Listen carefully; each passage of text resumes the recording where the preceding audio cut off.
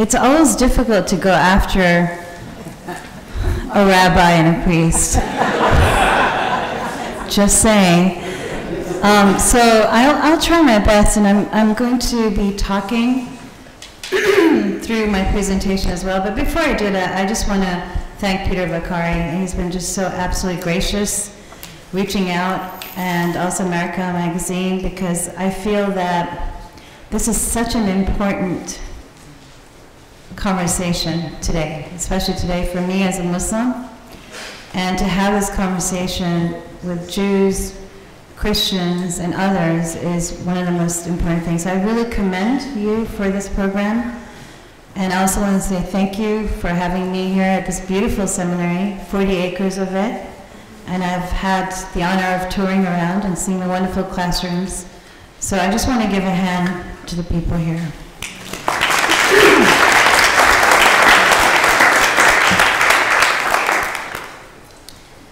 So I was fortunate, and I know that some of us here were fortunate enough to meet Pope Francis on September 25th when he came for the interfaith prayer at 9/11 Museum, which is a very touching moment. And he not only addressed mercy, but he also said something to people who do this kind of work with each other. And he said that that was the future he thought the world should be going, is people sitting, having dialogues, talking about issues of mercy, even issues of justice, war. And he said this was the moment where he said to us, if you remember, that you are the prophets of the future. So I was really honored to be there as a Muslim, and he was extremely gracious. And to be there at the 9/11 memorial as a Muslim with other faith leaders was a very emotional time for us all. So I want to begin with a story, and I want to say that while I was thinking about the presentation today, I had to really seriously think about mercy, not just in a theological, biblical, or religious sense, but I had to think of mercy in terms of today and the Muslim world.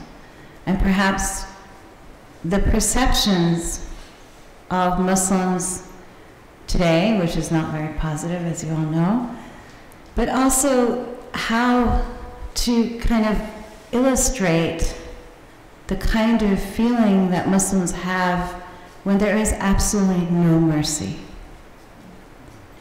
So I wanted to start on that note and maybe walk you through my own struggle with this within my own community, but also my complete faith and trust as a Muslim that we have this very, very important message of mercy. So perhaps we can all help Muslims today to understand together as Jews, Christians, and others what we mean by this idea of mercy. So in my own work on Islam and the Holocaust, I tend to focus on stories of hope, acknowledgement of one another's suffering at deep times of turmoil, even in the case of persecution of Jews, Christians, and Muslims. So I want to begin with a story that was reported in the New York Times on February 3rd, to the stories of religion about mercy and underlying verses and meanings of mercy. Yet I want to be able to relate this presentation to the deep crisis that has flared up in many parts of the Muslim world and is now catching a response from all over the world. I call this presentation Mercy Begets Mercy, Not Extremism. Marrakesh, Morocco, at a recent conference held by Muslim scholars who confront violence in the Islamic world, a representative of the Yazidi religious minority in Iraq and Syria said his people desperately needed protection from the Islamic State. "Please help us," said Hadi Baba Sheikh, the Yazidi representative. "They are killing us and kidnapping our women and children."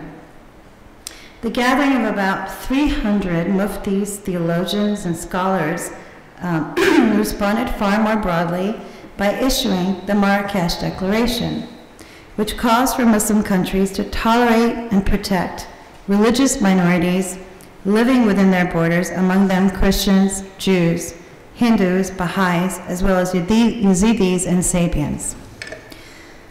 They even cited the Charter of Medina, established by the Prophet Muhammad after he fled to Medina in what is now Saudi Arabia from Mecca in the 7th century to escape an assassination plot. The Medina Charter established the idea of common citizenship regardless of religious belief, said Sheikh Abdullah bin Baya, a Mauritanian religious scholar and professor of Islamic studies in Saudi Arabia, who helped convene the meeting in a speech. He said, "Enough bloodshed. We are heading to annihilation. It is time for cooperation." Since this was issued, the declaration has been welcomed by many, though with some skepticism, and is only now beginning to gain wider circulation. Some experts said they doubted that the meeting would have lasting impact because it did not include representatives of more extremist movements, like the Muslim Brotherhood. They also said the groups that did attend do not have great sway over young people. Quote, "The targeted audience should be people who are predisposed to radicalism," he continued. "A young Muslim who is intrigued by the Islamic State of Iraq and Syria would be more likely to listen to the Salafi scholar than a traditional scholar," end quote. Yet for the representatives of persecuted religious minorities who attended the meeting or followed the proceedings from afar, the gathering and the document it produced were a hopeful sign, and that influential Muslim leaders and scholars were grappling with a serious problem. Reverend Susan Hayward said of the United States of Institute of Peace, "I think the declaration is important because it sets a standard for accountability. That is a call for action." The people who took part in the conference had the clout to cultivate sustainable peace efforts in their homelands. Muslim participants came from 120 countries, and the conference also drew representatives of many other faiths. It was sponsored by King Mohammed VI of Morocco and the Forum for Promoting Peace in Muslim Societies, which is based in the United Arab Emirates. Conditions in various parts of the Muslim world have deteriorated dangerously due to the use of violence and armed struggle as a tool for settling conflicts and imposing one's point of view, the declaration states. This situation has also weakened the authority of legitimate governments and enabled criminal groups to issue edicts attributed to Islam, but which in fact alarmingly distort its fundamental principles and goals in ways that have seriously harmed the population as a whole. This is a very important statement. President Obama hailed the conference on February 2nd at a ceremony held in Washington to honor recipients of the Righteous Among Nations Awards, which honor non-Jews who rescued Jews during the Holocaust. He said, "We know that there were Muslims, from Albanians to Arabs, who protected Jews from Nazis." He stated further, "In Morocco, leaders from Muslim-majority countries around the world just held a summit on protecting religious minorities, including Jews and Christians." So I begin with this story to set my feelings and what's going on with a lot of Muslims and how we're thinking about religion. How have and can Muslims put into action mercy and rely on the mercy of God? What is mercy in Islam? How do we understand mercy and what does it mean to us? In a population of 1.5 billion people, whether from the prominent Sunni domination of Shia, there is a common meaning and iteration of our daily life that reminds us that God is the most merciful. Bismillahir Rahmanir Rahim.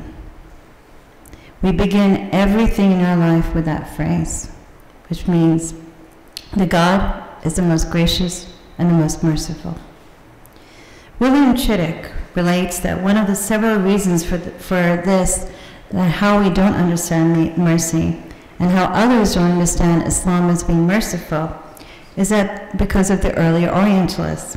Those who first studied Islamic thought in the modern West imagined that a school of thought known as Kalam played the same role in Islam as theology does in Christianity, In fact, Kalam has been one of several approaches to knowledge of God, and certainly not most influential. Kalam was closely aligned with Islamic jurisprudence and typically depicted God as a supreme lawgiver. When it mentioned loved, it claimed that God loves human beings by issuing commandments, and human beings love God by obeying him. Those who obey go to heaven, and those who disobey go to hell. God deals with human beings strictly in terms of carrots and sticks.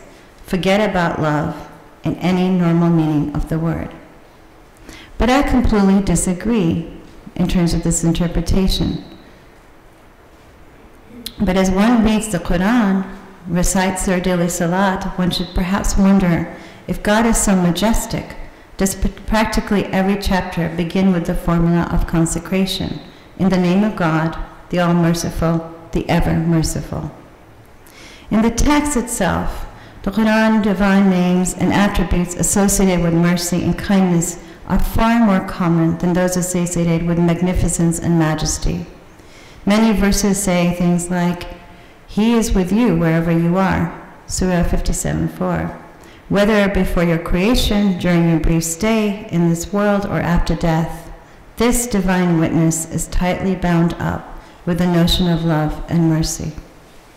The formula of consecration contains the two names, All-Merciful, Rahman, and Ever-Merciful, Rahim. Both are derived from the word Rama, which is variously translated as mercy, compassion, benevolence. Rama is an abstract noun derived from the concrete noun Rahim, womb, very similar to the Hebrew. Mercy is the mother's attitude toward the fruit of her womb. When God says in the Quran, my mercy embraces everything, this means that God has mercy on the entire universe. Basing themselves on the sort of verse and on the very notion of mercy, some theologians refer to the realm of nature, that is, the universe in its complete entirety, as the divine womb itself. The close connections between mercy and motherhood is obvious in many sayings of the Prophet Muhammad. For example, he said that when God created mercy, he created it in 100 parts. He kept 99 parts with himself and sent one part in the world. Mothers are devoted to their children, and wild animals nurture their young because of this one part. Among the several points embedded in this saying is the typical stress of Tawheed, the assertion of the uniqueness of the divine reality that is a foundation of Islamic thought. What we experience as mercy, compassion, and love can only be a pale reflection of a tiny fraction of the real thing. Another account tells us that the Prophet Muhammad had stopped to rest at a Bedouin camp, where a woman with an infant was baking bread over an open fire. The child slipped away and approached the fire, and the mother quickly pulled him back. She turned to the Prophet and said, "Do you not say that God is the most merciful of the merciful?" He replied that he did. She said no mother would throw her child into the fire. For a moment, the Prophet turned away and wept. Then he said that God puts into hellfire only those who refuse to go anywhere else. The refusal lies within oneself, not in God. But we don't have that knowledge, but in our hearts, or as the Quran says, we have blinded those and deafened those that do not choose to have faith. Even in these circumstances, we see examples of mercy, love, and compassion. In my many years of being involved in religious studies and comparing nuances of the major messages of the Abrahamic traditions, I've been asked if my God, which is also your God, by the way, was just vengeful, was just vengeful, or so other, so incomprehensible, and so unloving, that Muslims could not love themselves, because love and mercy only showed a personification, and that we were not allowed to personify God. I, on the other hand, always felt love with God in a manner that may seem esoteric, neutral, and even metaphysical. But the love was completely eternal, unknowable, and almost metaphysical, like I said before. As a divine attribute, mercy is not identical with love, because love defines mutuality. He loves them, and they love him. This is Surah 5:54. In contrast, mercy is one-sided, which is to say that God has mercy on creation, but not the other way around. People must certainly try to be merciful and compassionate, but that means they must love their neighbors as themselves. Failure to do so is a sure recipe for what the Buddhists would call bad karma. As the Quran says repeatedly about those who do not act appropriately, they are wronging only themselves. Classical theologians spent a good deal of time explaining the subtle differences between the meanings of all merciful and ever merciful, and this is extremely important. Commonly, they said that all merciful mercy is universal, and ever merciful mercy is particular. Universal mercy begins with the bestowal of existence, right? Stories of creation, Genesis. Nothing has a claim on its own being or its own positive qualities. All are gifts from the Creator. Everything other than God derives its reality, however insubstantial that may be, from the only reality that truly is. Life and livelihood do not come to us by chance, but because of the activity of the All-Merciful. Particular mercy is responsive. Some good things come to us because we seek them out. If you want to become an athlete or a physicist, the ambition itself is a gift, and any aptitude you may have is also a gift. But achieving the goal has something to do with your own effort. Every mother will tell you that. If you do not strive for the goal, most likely you will not reach it. I sound so Protestant right now, don't I? But I just realized, wow, this is Protestant theology, but it is Islamic too. But this is really justification of faith, right? An individual will alone. God's particular mercy in his response to human effort, he bestows it on the basis of your engagement, commitment, and love. When the Quran says, God is a friend of those who have faith, this means that he has special mercy and love toward those who search him out. Universal mercy reaches people in any case, just as a mother will never stop loving her children. Particular mercy is not guaranteed, because children may refuse to take advantage of their human actions. The goal of love is to overcome separation, to escape from the darkness and pain that define our existential plight, and to enter into the light. Or it is to take advantage of the universal mercy that embraces everything and to seek out the particular mercy, the path to which is set down in prophetic guidance. The willingness to forgive and not to punish is a definition frequently used for the word mercy, but this is not the mercy of Islam. With Islam, mercy was given a deeper meaning that created a vital aspect of life for every Muslim, which he is rewarded by God for showing. God's mercy, which is bestowed on all his creatures, is seen in everything we lay eyes on.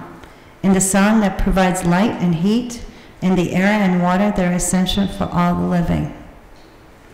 An entire chapter in the Quran is named after God's divine attribute, Ar-Rahman, or the Most Gracious.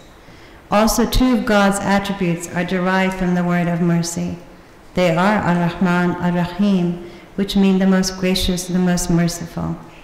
These two attributes are mentioned in the phrases cited at the beginning of 113 chapters of the Quran. In the name of God, the Most Gracious, the Most Merciful. This phrase is a continuous reminder for the reader of God's endless mercy and great bounties. And here also for the Sufi tradition, they use dhikr in the same way in terms of the repetition and the loss of the idea of the universal and the particular. So the particular becomes a universal in this kind of a meditation. God assures us that whoever commits a sin will be forgiven if he repents and seizes this act, where he says, this is God speaking to us, your Lord hath inscribed for himself the roll of mercy. Verily, if any of you did evil in ignorance, and thereafter repeated, and amend his conduct, lo, he is often forgiving, most merciful. Quran 6:54. This verse is affirmed by the narration of Prophet Muhammad, in which he said that God said, my mercy prevails over my wrath. Reward for kindness and compassion was also assured by the Prophet Muhammad. The merciful are shown mercy to the all-merciful. Show mercy to those on earth, and he who is in heaven will show mercy unto you. This is the Hadith al-Suhati. Concerning Prophet Muhammad's mercy, it is best to mention first what God himself has said about him. And this is God talking about the message. We have not sent thee save as a mercy to the worlds, which assures that Islam is founded on mercy, and that God sent Prophet Muhammad, may the mercy and blessings of God be upon him, as mercy to all creatures with no exception. God also says in the Quran, and mercy is, like I said, mentioned just as both the rabbi and father were saying, that it's embedded throughout these three traditions. The Quran says, now hath come to you an apostle from amongst yourselves. It grieves him that ye should not receive any injury or difficulty, ardently anxious as he over you, to the believers as he is most kind and merciful. 9:128. These verses were clearly manifested in Prophet Muhammad's manners and dealings, for he bore many hardships for the sake of conveying God's message. The Prophet was also most gentle in guiding his people, and whenever they used to harm him, he always asked God to pardon them for their ignorance and cruelty. The same stories are told of Jesus, Isa, in the Quran, and the same stories are told of Moses, Musa, in the Quran, that they become the most merciful, and they too are blessed by God through Allah. The Prophet's companions described God, and they are mentioned by Muhammad. Muhammad is the apostle of God, and those who are with him are strong against unbelievers, but compassionate amongst each other. Some people may think it is obvious for Muhammad to be moral because he is the prophet, but the companions were ordinary people who devoted their lives to the obedience of God and his prophet, and it is known that even Prophet Muhammad made his mistakes. For instance, Abu Bakr as-Siddiq dedicated all his wealth for buying slaves from their brutal masters, and then he set them free for the sake of God. When once clarifying the right concept of mercy to his companions, the Prophet said that it is not by one's kindness to family and friends, but it is by showing mercy and compassion to the general public, whether you know them or not, the stranger. A little mercy. Some of the heartless pre-Islamic traditions were the offering of one's child as sacrifices for deities and the brutal burial of girls alive, infanticide. These acts against children were strictly prohibited by the Quran and the prophetic Sunnah many times.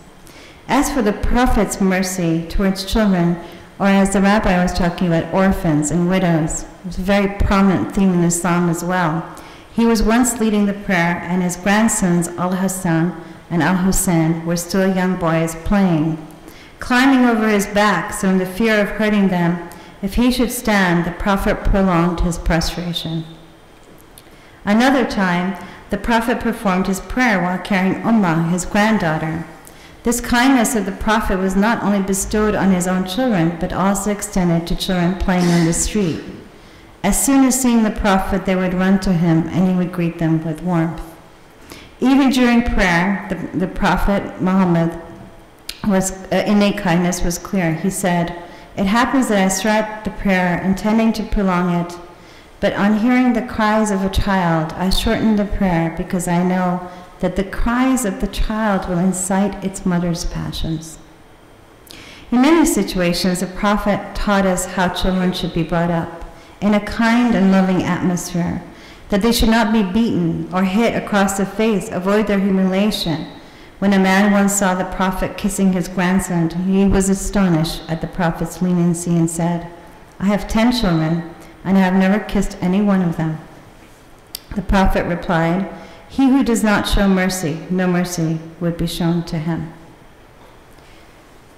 Finally, I want to actually share a story about Prophet Zachariah, who is mentioned in all 3 traditions, and I really find this story to be very powerful as tracing it back to Abraham and Sarah and did different miracles, including the Virgin Mary, who is also mentioned in the story in the Quran, and just kind of ties things together in terms of mercy, particular, universal, and the 3 traditions. So I'm just going to relate the story from the Islamic perspective.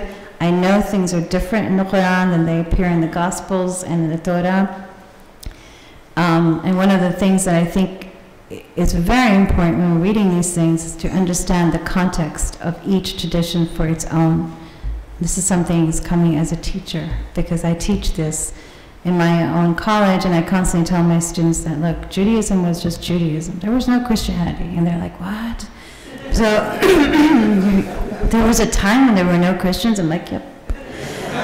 So, or the same thing with Muslims, that, we're very young tradition. Well, we knew all about it. How did we know all about it? And I said, well, it was chronological. No. So these are very tough things, even for adults, right? And it's very hard for us to kind of understand that there are different traditions and different sacred texts that come at different times. So I feel very fortunate as a Muslim because there are nuances of every text in there. As a matter of fact, there are some passages, if you've ever read the Quran, that are identical. And it's amazing to see that appear in my own tradition. So it's very hard for me. People say, oh, well, what do you think about Jews and Christians? I wouldn't really be here without you guys. In terms of my own faith and tradition. So I want us to understand that while I'm telling the story. The Quran tells us that while Maryam, Mary, mother of Isa, Jesus, was entrusted to his care, Zachariah would enter her chamber and find that she had been given an abundance of food. Upon seeing the food, Zachariah was shocked, since he had been the only one who ever entered her chamber. When he asked her from where the food had come, she replied that it had come from Allah. The Quran says, right graciously did her Lord accept her. He made her grow in purity and beauty. To the care of Zachariah was she assigned. Every time that he entered her chamber to see her, he found her supplied with sustenance. He said, Mary, whence comes this to you? She said, from Allah, for Allah provides sustenance to whom he pleases without measure. Quran 3:37. While this experience had surprised Zechariah, it also had a profound effect on him. See, Zechariah was unable to have a child, as he was a very old man and his wife was barren. And yet Zechariah yearned greatly for a child to carry on his mission. Seeing how Allah had provided for Miriam did something miraculous inside Zechariah. It gave him hope. So he turned to Allah and with all hope and sincerity prayed for the impossible. He prayed for his son. The Quran says, behold, he cried to his Lord in secret, praying, O my Lord, infirm indeed are my bones, and the hair of my head doth glisten with gray, but never am I unblessed. O my Lord, in my prayer to thee, now I fear what my relatives and colleagues will do after me. But my wife is barren, so give me an heir as from thyself, one that will truly represent me and represent the posterity of Jacob, and make him, O my Lord, one with whom thou art well pleased. Quran 19:3-6. Notice that Zechariah knows the situation is impossible. Right? I mean, he's old, he's gray. How's he going to have a child? He knows that his bones have become infirm, his hair has turned gray, his wife is burned, but despite all that, he still turns to Allah with hope. And it is the impossibility of his situation that makes his hope so inspiring. His story is a lesson to us that no matter how difficult or how impossible a situation seems, one should never lose hope in Allah. For Allah, nothing is impossible. And when Allah gives, He gives without measure and with lots of mercy. That means we should never reach a point where we give up asking. We should never reach a point when we think we have asked for too much or think something that we want could never happen. That's what it means to be without measure. If Allah gave with measure, then there would be some things that are too much for us to accept. But when Allah gives, there is no measure. This is the meaning of this story. That's why the story of Zachariah is a story of hope, but also a story of mercy. It is for that reason that Allah introduces the story by saying, "This is a recital of the mercy of thy Lord to his servant Zachariah." Quran 19:2. And the result of Zachariah's hope and Allah's mercy was the fulfillment of his prayer. The Quran relates, his prayer was answered, "O Zachariah, we give thee good news of a son. His name shall be Yahya," right? John the Baptist. "On none of that name have we conferred distinction before," he said. "O my Lord, how shall I have a son when my wife is barren and I have grown quite decrepit from old age?" He said, "So it will be, thy Lord saith, that it is easy for me. I did indeed create thee before when thou hadst been nothing." Quran 19:7-9. And even though Zachariah prayed for it, he could hardly believe it when his prayer was answered. His situation had been so difficult that it seemed almost impossible for there to be a way out. And yet, Allah made a way out for him. He blessed Zachariah in his infinite mercy. Each story in the Quran is told to us for a reason. In the story of Prophet Zachariah, we are taught to never lose hope. No matter how impossible something looks, we are taught that Allah is the one who gives without measure or limit, and that nothing is impossible for him. Most of all, we are reminded that when we are walking through a situation where we see no way out, it is Allah to whom we should turn to give us wings. I want to conclude, and probably conclude a little earlier, but I want to say that one of the things about mercy, when I was rereading passages of the Quran, was that mercy also, like Judaism, is very connected to judgment and justice, especially judgment in terms of this context. And I think one of the major aspects of mercy, or even the story of Zachariah, or asking, or forgiveness, or universal and particular mercy, also has a lot to do with judgment in terms of Islam. And what's been, I think, kind of corrupted in terms of that is that judgment only lies with whom? God. Right, and I think just looking at this has made me start thinking, well, where's that message gone? That you are, yes, there's a court of law, and you have all kinds of laws and ordinances, even in Islam, like you do in Judaism. But ultimately, theologically, the judgment is only up to God, right? So you have stories in the tradition of the Sunnah, and you have stories in the Quran that talk about that judgment only being with God, because only God really knows the truth, right? Ultimately. So I wanted to mention that, but I want to end with why I think this is such an important thing for me, but also for those that can take these messages to different parts of your lives and in your communities. Finally, I hope that mercy can be seen in different ways within Islam today. We are in a good position as Muslims to take the lessons of mercy from the Quran and the Prophet Muhammad, who taught the way in which mercy could be bestowed in the world, both universally, but especially particularly. I think of the Muslim heroes who rescued Jews and Shias and Kurds, who have, and we never hear of them, protected Yazidis, Muslims in Asia who formed a circle of peace around churches. And in fact, in the face of genocide and persecution. But I leave you with a sense of hope, even in a time where we see the fog and ambiguity of mercy in the Muslim extremist context. That mercy is mercy, not extremism. Thank you.